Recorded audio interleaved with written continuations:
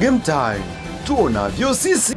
Yes, ni weekend nyingine tena ya Game Time ndani ya Dimbani Connect. Karibu, niukaribishe kwenye Game Time. Nipo na Moro King pamoja na Masud Yusuf Masud. Yeah. Tumekuandalia mengi kabisa mezani hapa kwa ajili ya kukuhabarisha. Kubwa zaidi ni wiki hii tumeona kikosi cha FIFA, kikosi bora cha FIFA, lakini pia weekend hii michezo mbalimbali inachezwa. Moro King pamoja na Masud, nadhani mpo vizuri kabisa. Yes, tuko fresh kabisa.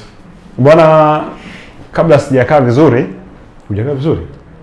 kabla sijakaa vizuri mezani. Kuna mjadala unaendelea wa Rafinha pamoja na kikosi bora cha FIFA. Moja kati ya mjadala ambao umezua gumzo wiki nzima hii, tumeona maneno ya wadau wa soka mbalimbali, mke wake pia ametoa comment kuhusiana na swala hili. Labda kwa upande wenu nyie, ni sahihi kweli kumkosa Rafinha kwenye kikosi bora cha FIFA cha mwaka 2025? Nadhani kelele za watu wengi zimesikika. Yeah. Na niseme kitu kimoja, ni kama vile nilikuwa nahisi kama litatokea vile, kama Rafinha ata miss out. Sijui kwa nini nilikuwa nafikiria hivyo, lakini nilikuwa nahisi anaweza aka miss out. Na nilikuwa najisema kwamba nitashangaa pia akimiss out, kwa sababu Rafinha ni moja kati ya wachezaji waliokuwa na msimu bora kabisa, msimu ulioisha ule. Yeah. Bora kabisa, msimu ambao Ousmane Dembele amechukua Ballon d'Or. Yeah. So kama tunavyosikia ama tulivyokuwa tunasikia kuhusiana na FIFA kwamba imepoteza credibility katika masuala mengi ambayo yahusiana na soka. Hili pia limenishangaza, kama nilivyosema awali, limenishangaza kwa sababu Dembele amemaliza msimu uliopita na takwimu nzuri sana. Amemaliza msimu na goli 18, amemaliza msimu na assist 10 kama sikosei. Barcelona wamechukua ubingwa wa La Liga. Yeah. Amechukua mchezaji bora wa La Liga. Amefunga goli 13 Champions League. Ndio. Akiwa kama top scorer. Yes. Ameongoza katika assists akiwa na assist na 9 kama sikosei.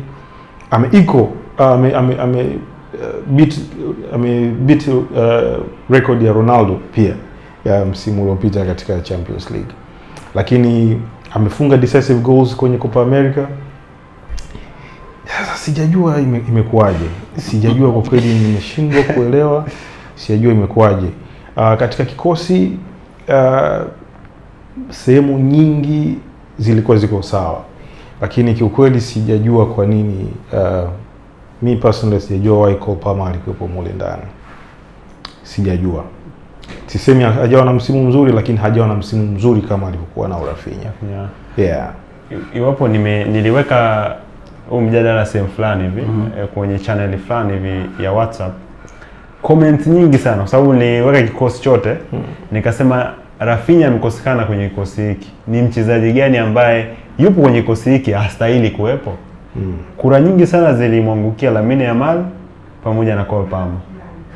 Kwa Lamine Yamal, kazungumza kidogo kuhusiana na Cole Palmer. Lamine Yamal na Rafinha, nani alistahili zaidi kuwepo kwenye kikosi? It's obvious. Rafinha. I would think Rafinha alistahili zaidi kuliko Lamine Yamal, kwa sababu tunamsifia Lamine kwa sababu mambo ambayo Lamine Yamal ameyafanya. The last time tuliona mchezaji anakuwa na charisma kama hii. Yeah. Leave aside talent au kipaji ni kitu tofauti. Last time tuliona mchezaji ambaye ana charisma au ana mshawasha wa aina hii, nadhani alikuwa Lionel Messi. Mchezaji ambaye anaweza akaamua mpira ufanye nini na ukatii, alikuwa Lionel Messi. Kwa hiyo hatuwezi kusema kwamba Lamine Yamal sio exceptional talent, lakini tukianza kuangalia mchango kwenye timu, tukianza kuangalia hizo, ameongea vizuri sana kuhusu stats za Rafinha. mimi kama kungekuwa kuna nafasi ya watu wawili waondolewe ili aingie mtu mmoja, Cole Palmer na Lamine Yamal ningewatoa ili Rafinha aingie. That is how serious I would want Rafinha aingie. Lakini one other thing ambayo labda hatutakiwi tusahau ni kwamba wanatumia vigezo gani kupata hawa wachezaji, kupata mchezaji bora na kupata kikosi. Ukisoma kwenye website ya FIFA Pro au FIFA Pro au wachezaji 11, people vote. Hakuna logic katika vitu ambavyo huwezi kuvitafutia logic ni kura.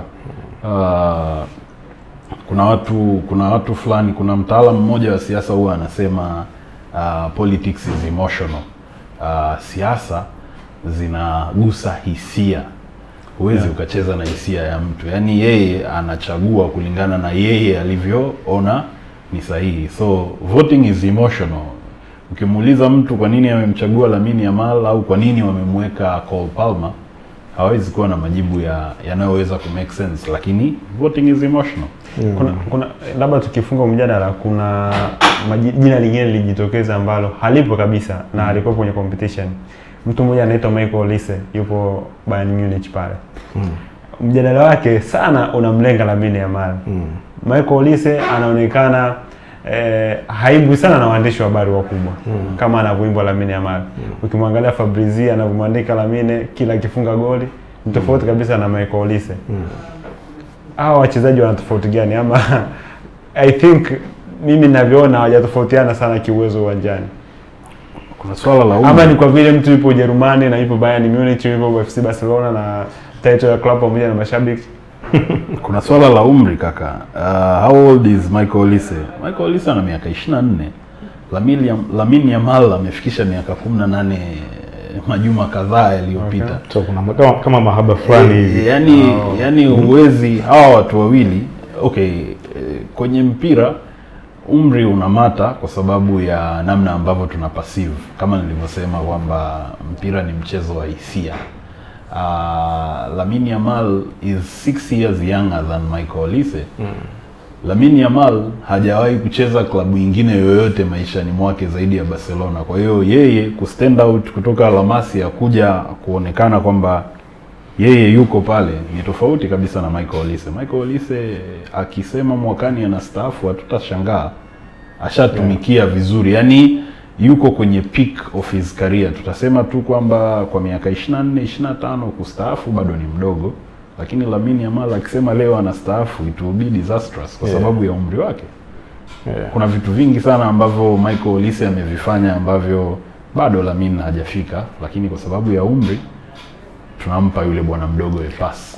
Kwa mimi kama ningeambiwa nipange kile kikosi, hata nafasi ya Jude ni kwa sioni.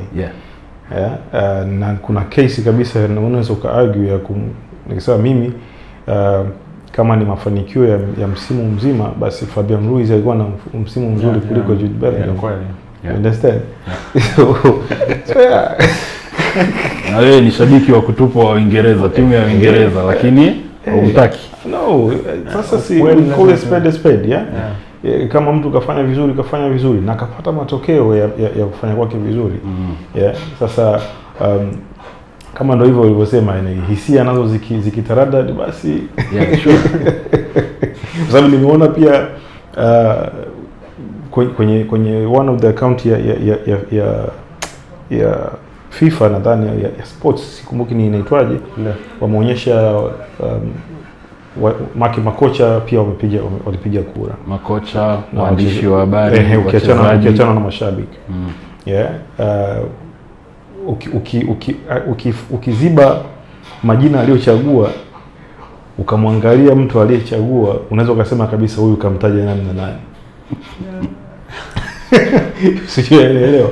Yaani unaona kabisa hizi hapa ni hisia kama anavyosema Muru. Nimemuona jamaa wangu mmoja, ni mwandishi wa habari wa Kenya, anaitwa Eric Njiru.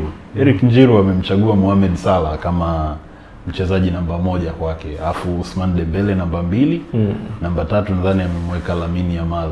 So again, voting is emotional.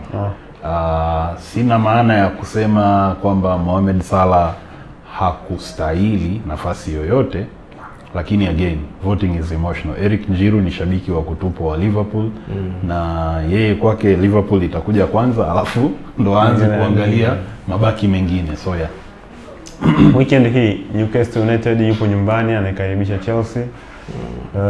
Chelsea karudi kwenye game ya mwisho hapa kashinda 2-0, lakini haonekani kama yupo stable sana. Nimeangalia wiki hii game yao ya Carabao dhidi ya Cardiff.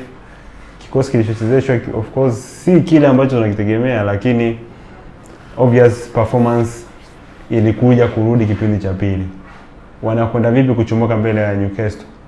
Kumbuka mechi za mbili za mwisho za Newcastle United, Chelsea kapokea kichapo. Hii game.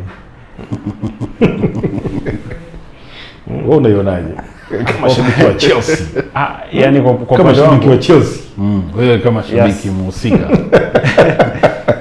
Ni game ambayo itakuwa ngumu sana kwa Chelsea. Okay. Kwa sababu ubora alionao Newcastle United, performance yao kwa hivi sasa na performance ya Chelsea kwa hivi sasa na kile ambacho kinaendelea ndani ya Chelsea. Maresca anaongea kila siku kwenye vyombo vya habari, hasa kabla hii mechi ya wiki hii. Kazungumza ni kama mashabiki hawampi ushirikiano Maresca. Anaona kama apewe ushirikiano. Maresca anatakiwa apewe au labda samani. Labda anaona supporting ya mashabiki ni ndogo kuliko alivyodhani. How? I don't know. Kwa sababu hatujaona majukwaa yaliyo wazi kwenye Stamford Bridge. Kwa hiyo naamini mashabiki wapo, au hao mashabiki wanataka wampe support vipi? Mjadala uliouona wa Maresca, lakini nadhani unafuatilia. Ndio? Yes. Ila sijaelewa kwamba mashabiki hawampi ushirikiano kwa namna gani. Lakini haya mengine ni mazungumzo kabla au baada ya habari.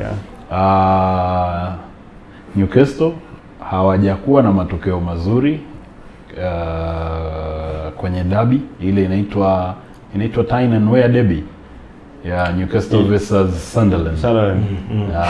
Hawajapata matokeo ambayo wengi walitarajia, kwa sababu unajua Sunderland pamoja na historia pana walionayo kwenye English Premier League, lakini wamepanda daraja msimu huu. Mara ya mwisho Newcastle kucheza na Sunderland ilikuwa mwaka 2016.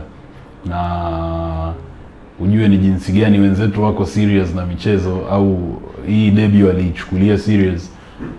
Dan Burn, mchezaji wa Newcastle, alipata jeraha, amevunjika mbavu, ambao sehemu ya mbavu imeathiri sehemu ya mapafu. Kwa hiyo atakuwa nje ya uwanja.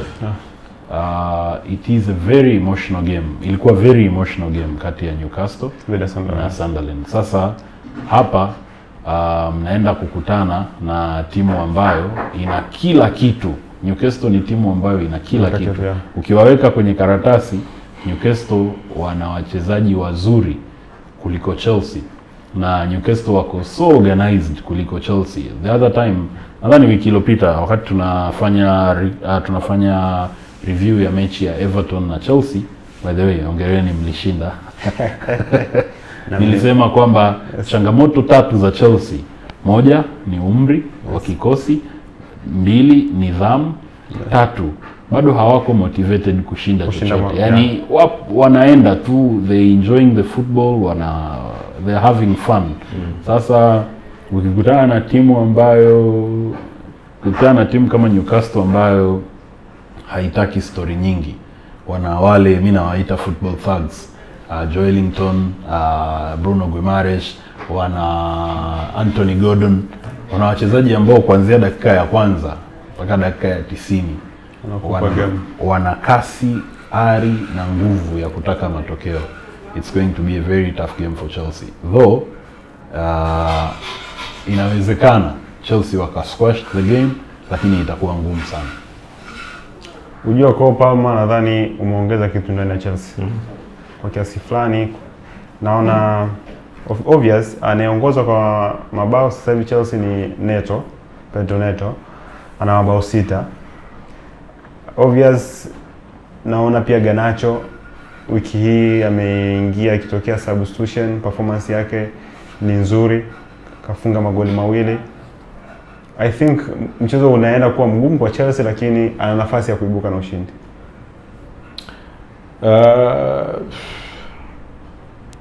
Yes. Ana nafasi ya kuibuka na ushindi. Wana records tofauti kidogo. Ukiangalia Chelsea na Newcastle katika mfululizo wa let's say game 6 zilizopita,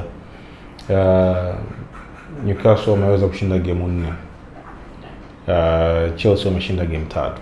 Lakini ukija kwenye head to head, Newcastle bado ni dominant.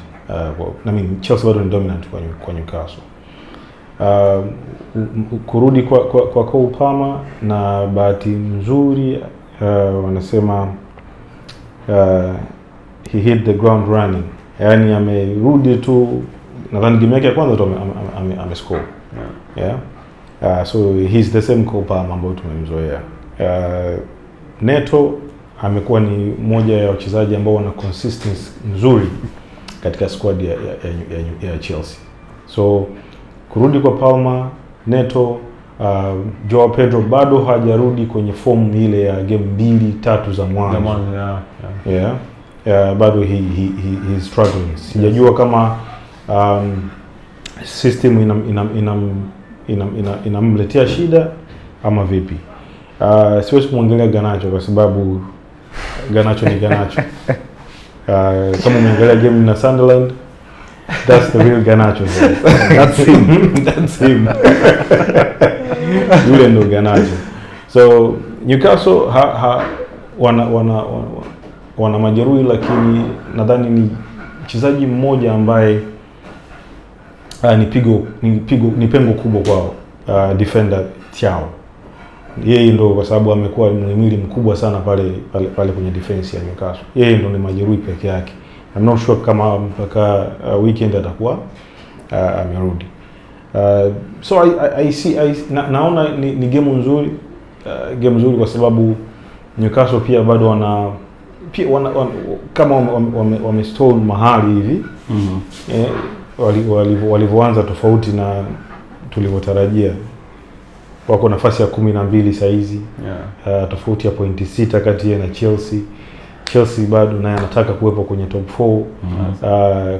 Ushindi ndo kitu pekee kwa yeye kuendelea kujikita kwenye top 4. Wakati Newcastle akiwa nyumbani, anahitaji kutoka kule kwenye 10 la mwisho at least kuja ili aweze kujiweka katika nafasi nzuri probably ya kucheza mashindano ya Ulaya baadaye msimu ujao. So but I think hii game itakuwa na magoli pia, lakini nahisi mzani unaegemea kidogo kwa Chelsea kushinda hii game. Arteta weekend hii yupo ugenini dhidi ya Everton. Moja kati ya mchezo ambao kwa kiasi fulani niko nazungumza na Moro King hapa, ananiambia ile kauli yake itaanza kufanya kazi kwenye mchezo huu. Kauli ipi hiyo tena? Jamani, nishikia chini. Kuna kauli alisema kauli ya kupoteza game moja anapotea. Sasa since then tupo kwenye wiki ya kuelekea Christmas. Since then, labda tu review kauli yangu. Since then, Arsenal wameshinda mechi ngapi? 2. Ipi na ipi? Ameshinda mechi ya Wolves. Ambao it's obvious. Kashinda. Masuala it's obvious. It's obvious. Kashinda. Si ndio? Kashinda. Yep. Aston alipoteza. Akapoteza mechi na Aston Villa. Hii mechi ya pili ndo naitafuta ni ipi? Since then Arsenal wameshinda mechi moja bro. Na kashinda mechi ngapi? Mechi 3. Niliongea ile kauli wakati Arsenal anacheza na Aston Villa. No, kabla ya Aston Villa walitoka 2-2 Sunderland. Okay. Actually kabla nimesahau ilikuwa ni game gani, lakini since then ametoka 2-2 na Sunderland, amefungwa 2-1 na Aston Villa, ameshinda 2-1 na Wolves. Game ambayo hakuna mchezaji wa Arsenal amefunga goli.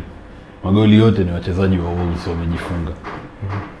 Kwa sababu walikuwa wanashambuliwa sana. Obviously. Yeah. So what I'm trying to say is, tangu mimi nitoe ile kauli, Arsenal wameshinda game moja. Okay. So again, I'm saying it today. The only way Arsenal wanaweza wakajiredeem kwenye kauli yangu ni kushinda mechi inayofuata dhidi ya Everton. Wanacheza na Everton, si ndio? Yeah. Sasa nani yuko nyumbani? Everton. The only way wanaweza wakajikomboa kutoka kwenye kale ka spell kangu, kwa sababu na mimi nataka kuwa kama Sheikh marehemu Sheikh Hussein. The only way Arsenal wanaweza wakajikomboa kwenye kauli yangu ni kwa kushinda mechi yao dhidi ya Everton. Wakipoteza hapo, tunarudi kule. Yoyote ambaye atakuwa on top wakati wa Christmas, kuna kale kauli mbiu kale kwamba timu yoyote ambaye inaweza ikawa juu wakati wa Christmas, actually timu hiyo sio Arsenal, because mara 2-3 Arsenal wamekuwa on top wakati wa Christmas na hajashinda kikombe. Yani kuanzia mwaka 2003 kwenye ile invisible season ambapo Arsenal alishinda ubingwa wa Premier League bila kupoteza game yoyote,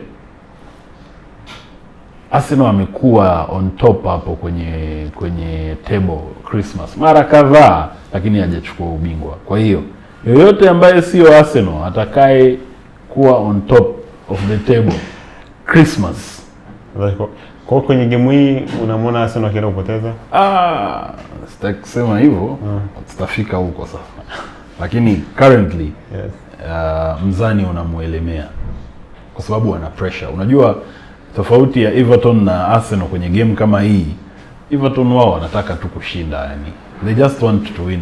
Lakini Arsenal wanataka kushinda, wanataka waongoze ligi, wanataka watufunge sisi mdomo sasa mashabiki ambao tunawasemea mbovu. Kwa hiyo pressure kubwa sana iko kwao. Manchester City iko na West Ham. Obvious Pep Guardiola ana vita yake na Arteta. Nadhani ataruhusu hata sare, maana Manchester City yupo nyumbani hivi sasa. Yupo nyumbani weekend hii. Ndio hicho tunachokisema. Nadhani Arteta na timu yake kila siku wanawawaza City. Ukiangalia hivi kwenye kioo kuna ile maandishi, images might be closer than you think. Gari la kipara limewaka na limewaka kweli kweli.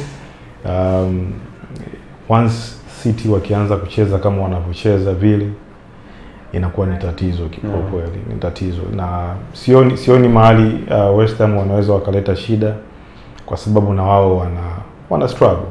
Bado wana struggle. Bado Nuno Espirito Santo hajapata dawa ya West Ham, kwa sababu katika game kadhaa nilizoziona za West Ham wanajaribu kupambana kweli kweli, lakini they always fall short. Yani mara zote makosa madogo yanawakosti sana. Sasa na timu ambayo iko confident kama City, Haaland yeye ana kazi yake moja tu sasa hivi. Phil Foden yuko katika kiwango bora kabisa. Yes, mechi nne za mwisho kafunga zote. Yeah. So ndio uone depth ya kikosi cha City. Game 4-5 za nyuma huko, one of the best players City alikuwa, ukitoa Haaland kwa sababu Haaland anafunga sana, alikuwa ni Jeremy Doku. Jeremy Doku ni majeruhi game 2 zilizopita sijui. You don't see the difference. Hauoni tofauti, watu wanajitwanga tu. So sioni mahali West Ham wataleta shida pale Etihad kwa kweli. Tusubiri na kuona. Bwana, chama la Moro King lipo uwanjani dhidi ya Tottenham Hotspur. Tottenham katoka kupokea goli 3-0 dhidi ya Nottingham Forest weekend iliyopita. Weekend inakutana na Liverpool ambayo bado obviously haijawa stable sana, lakini ujio wa Mohamed Salah, na tulikuwa tunamwambia hapa Mo Salah mnamkataa, lakini akiingia uwanjani records zinaendelea. Actually hatumkatai, lakini uhalisia ndivyo ulivyo kwa mchezaji. Kwa bro kuongea vile walimshambulia na alipoingia no, na baada ya game alichokifanya unaweza kusema mpira sema hivi, mchezaji mwenye stats za Mohamed Salah, okay, ni kama siku moja nilitweet nikasema tusubirie Lamine Yamal afunge ili kesho tuambiwe amevunja rekodi gani, au Cristiano Ronaldo au Lionel Messi. Mchezaji yoyote ambaye ana statistics za Mohamed Salah, kila goli, kila assist anayotoa ni addition kwenye rekodi. Weekend Mohamed Salah alivyo assist goli la Hugo Ekitike, ali surpass goal versus assist, yani goal and assist ratio ya nadhani Wayne Rooney. Ilikuwa ni moja tu imebaki. Kwa hiyo every day that Mohamed Salah scores au Mohamed Salah assists, anaongeza namba kwenye statistics zake, tena anavunja rekodi. Hicho ni kitu ambacho hatuwezi tukakiondoa kwa Mohamed Salah, tutake tusitake, yani hiyo ipo wazi.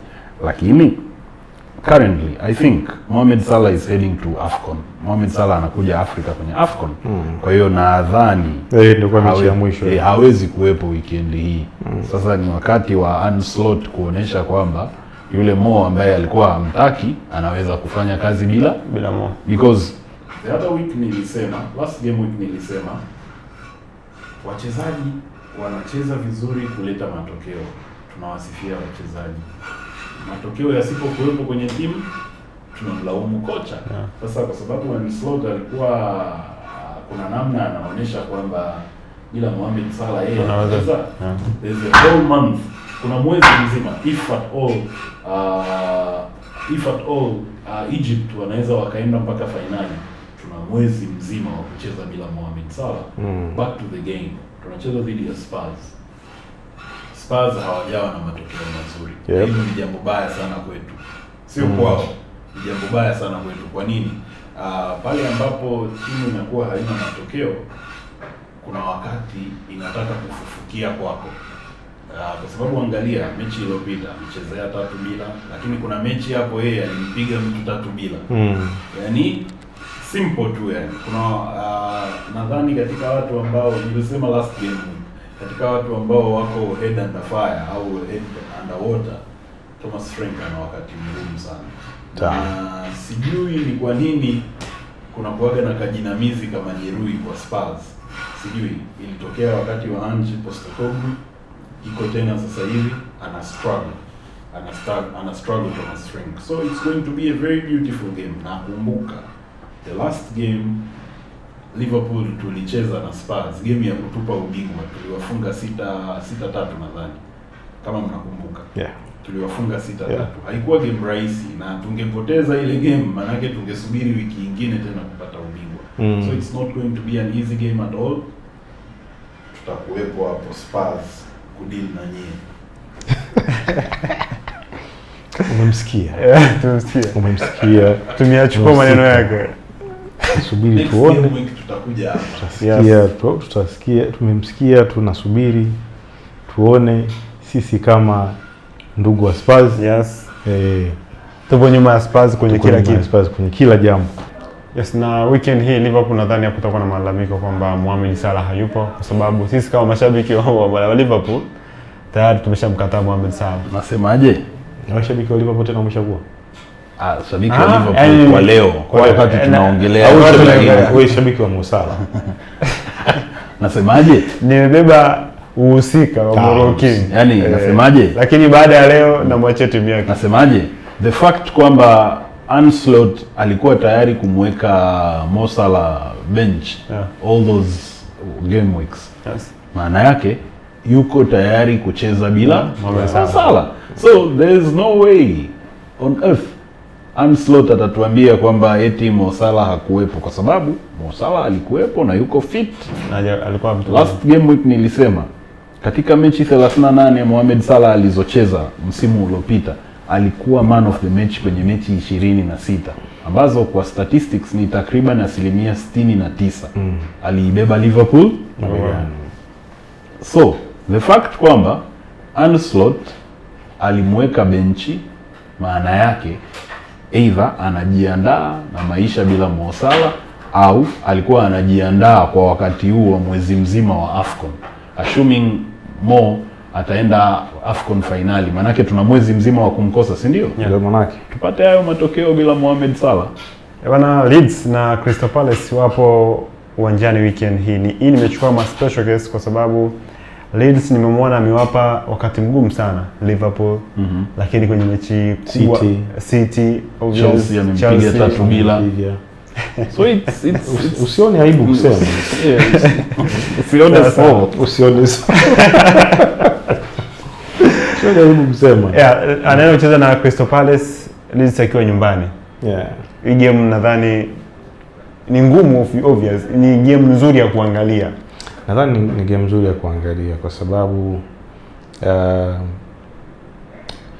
kwenye ubora kuna utofauti kidogo kati ya Crystal Palace na Leeds. Kwenye makaratasi pia inaonekana kabisa kwamba kidogo Crystal Palace they have a cutting edge over Leeds. Sure. Yeah? Lakini recently tuchukue kwenye game at least game 3 za mwisho zilizopita, Leeds wamedraw game 2, wameshinda game 1. Palace wameshinda game 2, wamefungwa game 1. So sio mbali sana. Sio mbali sana. Na tofauti kati ya Crystal Palace na Leeds katika match recently games zilizopita hapa, Leeds wanafunga. Wanafunga magoli, hawaogopi kutoka kukufuata. Wanakuja, ndio maana waliweza kuwapa tabu City, waliweza kuwapa tabu Liverpool, wameweza kuwafunga goli 3 Chelsea. Napenda kurudia hiyo. Wape. Hata game 2 za mwisho ambazo zote wamedraw, wamefunga magoli. So ni timu ambayo inafunga regardless na inafungwa kiasi gani, lakini inafunga magoli. Kwa hiyo kama wana uwezo wa kufunga, inabidi Crystal Palace wawe na uwezo wa kuwafunga. Yaani mpira kunyavu ni muhimu kwa Crystal Palace kwa game hiyo ya Jumamosi. Again, tofauti siko mbali sana na anachosema Yuzo. Tofauti kubwa ya Leeds na Crystal Palace ni moja. Wiki iliyopita nilisema kuna level ambayo Palace amefika, ambayo obviously hataki ubingwa, sio timu ya ubingwa, ni mid table team. Tena ni miaka ya karibuni Crystal Palace ndo mid table team, lakini kabla ya hapo ilikuwa ni timu ya 10 mpaka 14. Nadhani tuseme kwamba hawataki ubingwa. Hawana uwezo wa kupata ubingwa. Kwamba ukija unasema sawa, lakini hawana msuli wa hawana huo msuli. Sio kwamba hawataki. Tofauti ya Crystal Palace na Leeds ni kwamba Leeds anajitahidi asishuke daraja. Crystal Palace anajitahidi awepo hapo nafasi ya 7, 8, 9, 10. That is the only difference. Lakini setup, mentality zote ni timu ndogo. Though Palace anaweza akaboast, ana ubingwa wa FA, ana ubingwa wa ngao ya jamii, lakini that does not make him a top team. Yani mdogo ni mdogo tu. Hata yani wanasema huwezi hata ukimpaka punda rangi vipi hawezi kuwa zebra. So itakuwa ni game nzuri, a very interesting game kwa sababu Palace wanafunga, Leeds nao wanafunga. Kale ka front line ka Palace wakiongozwa na Jean-Philippe Mateta hawaogopi kufunga. Leeds pia hawaogopi kufunga. Leeds kwa sababu wakiona nani Crystal Palace wanaingia na mentality ya kusema kwamba tunaweza tukapata kitu chochote hapa. Sio timu ambayo tunasema tunaenda tukapambane tusifunge goli nyingi. La hasha. Ni game ambayo wanaenda kabisa wanajua kwamba okay, tunaweza tukapata point. Tumetoka kumpiga game 2 zilizopita, tumetoka kumpiga na Chelsea. Vizuri tu, yani convincing. Sasa hawa tunawashindaje kuwafunga? Na tuko nyumbani. Kwa hiyo itakuwa game nzuri. Najua itakuwa game nzuri kwa sababu game ya underdogs huwa inakuwa inakuwa game nzuri sana. Upo na Aston Villa siku ya Jumapili. Mimi hapa. Yes. Manchester United umetoka kutoa sare ya goli 3-3 dhidi ya AFC Bournemouth 4 na dakika za mwishoni kidogo sijui kwa nini maombi yangu ya kupokelewa kwa sababu nilikuwa nipo nyuma ya Bournemouth namna hii. Nakumbuka ulikuwa unatamani sana hivyo lakini haikuwa. Japo last week pia nilisema hizi game za Jumatatu zinakuwa game za ajabu sana. You know? Nilikuwa naangalia game, of course nadhani nimeangalia game siku ile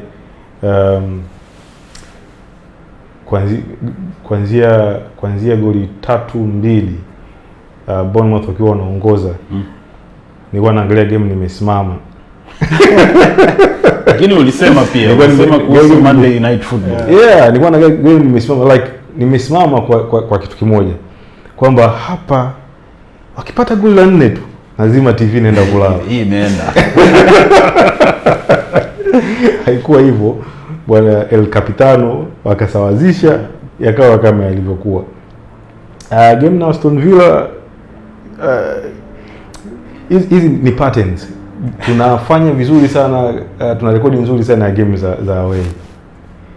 Sawa japo inaonekana kwa mapungufu yetu yanayoonekana vividly yalivyo mengi. Timu ambayo inacheza vizuri kama Aston Villa inaweza ikapata matokeo dhidi yetu. Lakini ni game ambayo unaiona pia nadhani tunacheza kwa discipline sana tukiwa tunacheza away. Sielewi ni kwa nini. Kwa hiyo nahisi kabisa hii game haitakuwa game rahisi kwa Villa, haitakuwa game rahisi kwa United. Sawa? Na game hii naona kabisa inaisha kwa draw. Yeah. Hii game naiona kabisa inaisha kwa draw. Kwa upande wangu mimi basi ndio kwa Moro King. Yeah. Acha niweke comment kwenye. Inaweza kuwa draw tukawafunga. Ndio mambo ya au.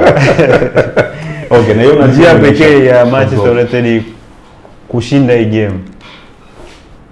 Either Aston Villa afanye ujinga dakika za mwanzo apewe kadi nyekundu wacheze pungufu,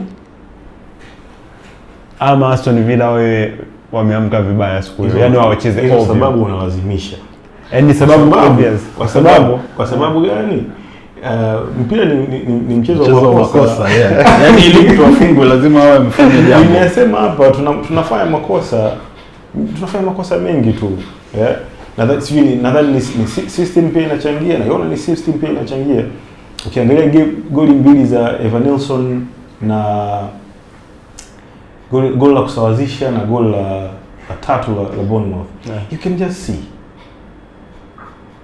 Like unaona kabisa mabeki wanakaba kwa macho. Wanafanya nini? Goli la Evanilson mabeki walikuwa wanakaba kwa macho, wanamwangalia hivi. Niseme goalkeeper kafanya save mbili tatu nzuri.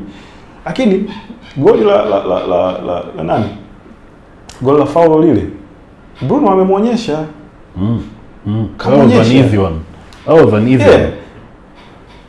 So you can see. Kwa kuniambia kusema kwamba mpaka wapate nani red card sijui wao yaamka vibaya. Hata United tunaweza usiamke vibaya tukapigwa 6. Yeah, obvious. Yeah. Lakini still naona ni game ambayo tutapata kitu. Sisi kama United. Hii sio kwa ushabiki. Yeah. Sio kwa ushabiki. Lakini naona tutapata kitu kwenye game. Bana Moro King. Yeah. Real Madrid yupo dhidi ya Sevilla. Yeah. Katoka ushinda dhidi ya Deportivo Alaves. That was obvious. That was obvious. Yeah. Vipi mechi hii? Sevilla Nyambizi. Yeah. No, actually Nyambizi ni Villarreal. Sevilla bana. There's something lakini sitegemei miujiza yoyote. Sitegemei miujiza yoyote mbele ya Real Madrid kwa sababu once you win games kwa rekodi na historia ya timu kama Real Madrid, once you win games unaanza kupata confidence boost kwamba okay, it is possible, tuna uwezo wa kushinda. Lakini sijui setup ya Real Madrid ikoje, lakini nadhani wana changamoto kubwa sana kwenye fitness. Kama mimi ningekuwa Florentino Perez wale wataalamu wa mazoezi wa Real Madrid ni wa kufukuzwa, because wachezaji wa Real Madrid wanapata the same injuries season in season out. Yani aina ya majeruhi wachezaji wa Real Madrid wanapata ni hayo msimu baada ya msimu baada ya msimu. Wanabadilishana tu, msimu huu alikuwa Valverde, msimu ujao atakuwa mwingine. So wana shida hiyo hapo. Yusuf, Villarreal manyambizi ambao wamewataja Moro King wapo dhidi ya FC Barcelona weekend hii. FC Barcelona ambayo obvious wana mwendelezo mzuri wa matokeo, lakini yeye kuruhusu goli obvious. Anaruhusu sana magoli. Rashford I think goli amechangia goli la 18 katikati ya wiki kwenye Copa del Rey. Performance ambayo si mbaya sana kwa Marcus Rashford. Barcelona weekend hii anachomoka vipi dhidi ya Villarreal? Anachomoka tena? Kwamba ni uwanja wake wa nyumbani. Yupo ugenini? Yes, yupo ugenini. Sio kwamba Villarreal walianza msimu vizuri sana. Walianza msimu vizuri sana. Na nikaona itakuwa ni msimu ule kama wa Girona. Msimu uliopita ule. Ambao walifanya vizuri sana. So ndicho nakiona kwa Villarreal, lakini kama vile wamekata moto mapema sana. Wamefungwa game kadhaa hapo nyuma na wamefungwa kizembezembe sana. Na hawajacheza vizuri game kadhaa hapo nyuma. So Barca ni Barca ambao wana mwendelezo mzuri wa kushinda. They are on top of the log. Hapo wanaona kabisa maasimu wao wanasuasua. So ni moja ya game ambayo watapenda ku-capitalize gap la point baina yao na Madrid, kwa sababu Madrid wamekuwa wanatia maji hizi game 4-5 zilizopita. Kwa hiyo naona kabisa Barca wanaenda kuchukua point 3 mbele ya Villarreal kwa Villarreal. Sioni kama itakuwa game ngumu sana kwa Barca. Obviously tumemaliza na game kubwa za weekend hii, lakini wiki iliyopita tulikupa game 5 za kuondoka nazo, game 5 za fedha. Kwa bahati mbaya wakakwama kwa Chelsea. Na hili ilitokea kwa sababu ya mapenzi yao binafsi. Leo hii tumekuandalia tena game 5. Game 5 za weekend hii ambazo utaishi nazo, na hakika wiki hii hatutakosea. Kama weekend iliyopita tulikosea game moja tu, wiki hii kwa makini game zote zinaenda kutoa. I think tutaenda vizuri. Za kwetu changanya na za kwako. When money is involved. Newcastle United dhidi ya Chelsea. Newcastle United dhidi ya Chelsea, kwa mimi ninavyoona, kwa wajasiriamali wenzangu, hiyo game bana, mpe Chelsea apate goli. Hivyo tu. Chelsea apate goli moja. Hivyo tu. Sio goli moja, apate goli. Okay. Yeah. Brother? Chelsea versus Newcastle. Nani yuko nyumbani? Newcastle. Timu zote zitapata magoli, Newcastle anashinda. Noma sana. Za kwetu unganisha na zako. Changanya na za kwako. Tottenham Hotspur dhidi ya Liverpool. Liverpool anapata goli, apate goli. Lakini game itaisha na over 1.5. Timu zote the same. Timu zote zitapata magoli, Liverpool atashinda. GG hakika. Everton dhidi ya Arsenal. Everton dhidi ya Arsenal, over 1.5. Lakini Arsenal over 1.5. Tuishie hapo. Last week nilisema Everton atashinda. Nasema tena season this time round. Timu zote zitapata magoli, Everton anashinda. Leeds dhidi ya Crystal Palace. Draw. Crystal Palace anashinda. Aston Villa dhidi ya Manchester United. Obviously Aston Villa anashinda. Game itakuwa draw. Wala haina tatizo hiyo. Bwana, za game time changanya na za kwako, na imani weekend hii utatoka vizuri. Au utawalipia ada watoto wa Muhindi. Bwana, tukushukuru kuwa nasi toka mwanzo wa kipindi hiki mpaka mwisho wa kipindi hiki. Endelea kufuatilia Game Time, tutakuletea habari mbalimbali, mijadala mbalimbali ya kimichezo. Usiache kuwa nasi kila weekend, game zote za weekend tutakuletea hapa mezani ndani ya Game Time. Uwe na wakati mwema.